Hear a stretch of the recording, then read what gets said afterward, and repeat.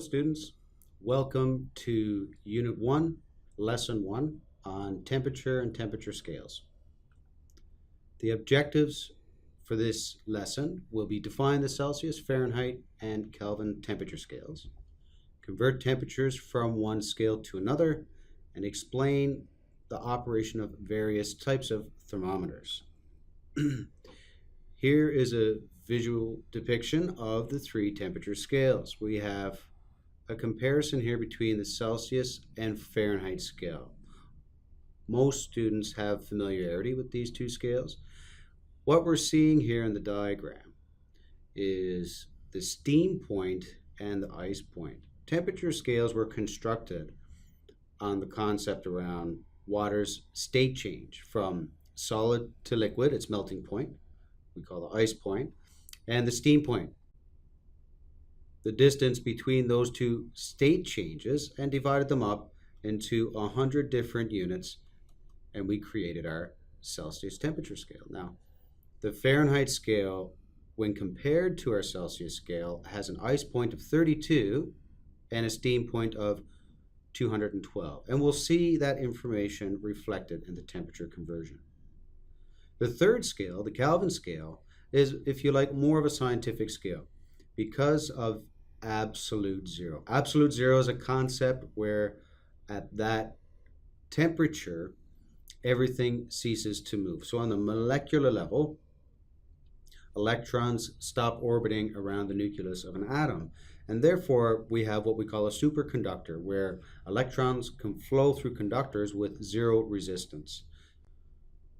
If we look at absolute zero and compare it to the Celsius scale, first we want to note that 1 degree Celsius equals 1 Kelvin, and the starting point of absolute zero is equal to negative 273.15 degrees Celsius. So let's see what that looks like in a formula.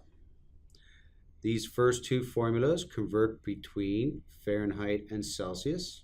Okay, so if you're looking for Fahrenheit, you just plug your temperature in Celsius here and calculate. Now you'll notice that that 32 was the ice point when we compared the Fahrenheit scale to the Celsius scale. We see that happening again here. Our bottom formula here, very straightforward. If you have a temperature in Celsius, you need to add to it 273.15 to convert to Kelvin.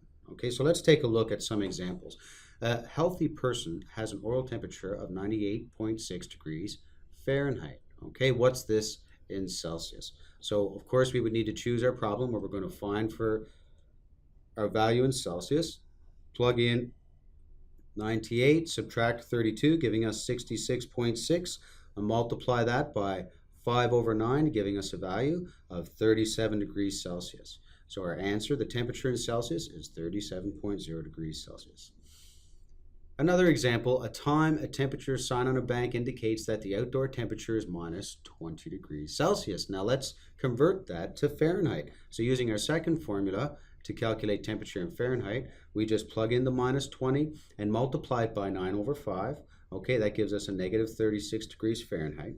And then we say 32 minus 36, giving us a negative 4, resulting in an answer of negative 4 degrees Fahrenheit. In the final section here, we're going to look at thermometric properties. Thermometric properties are those things that we have knowledge about and we can create scales from. So, for example, a lot of older and common and cheaper types of thermometers are constant volume gas thermometer. Essentially, we will know the expansion of a particular gas and its relationship to temperature change, and we just create a scale based on that knowledge. Okay, it's usually a linear relationship. Now, a thermocouple, that's a concept that's a little more complicated and has to do with voltage and two types of metals. So let's just take a look at this. Here's an example, a diagram of a constant volume gas thermometer. Okay, so basically what we have in this chamber here with all the blue dots is a gas. And once we put that chamber in a liquid, like in water, let's just pretend that's really hot water, that Hot water will warm the gas up and the gas will expand. And as it expands, where it's in contact with the mercury right here, it will push that mercury down and it'll push it up the tube here. And then we'll have a scale here telling us the change in temperature from, what it was up to a new point. So now this diagram doesn't exactly look like real temperature thermometers that we might see. Here's one here that I brought to show you, and it's an alcohol thermometer, and I'm not too sure how well you can see, but we have a red dye put into the alcohol. So once we warm the bulb here on bottom and it heats up, it causes the alcohol to expand and go up this little hollow tube in the middle, and all we need to do is look at the red and read it off the tube. So this thermometer works on the same principle of volumetric expansion of alcohol. The next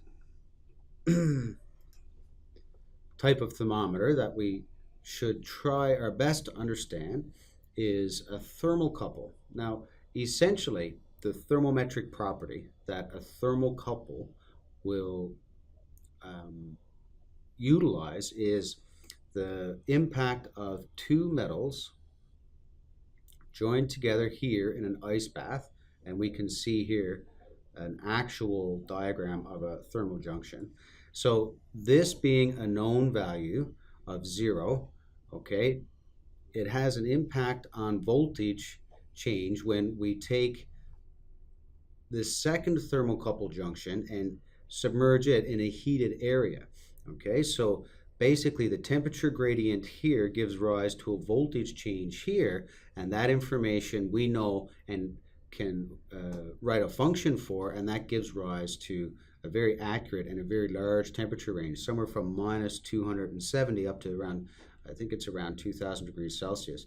This thermometer is effective.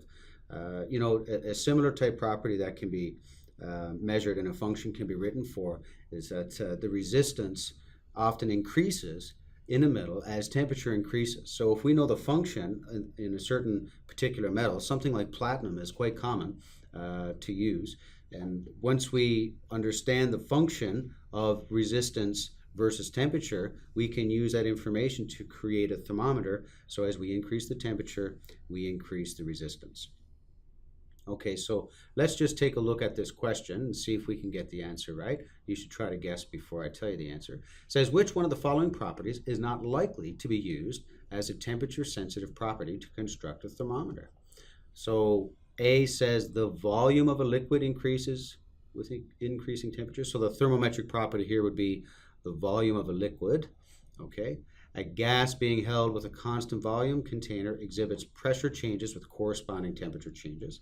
All right, so again, we have volume of a gas.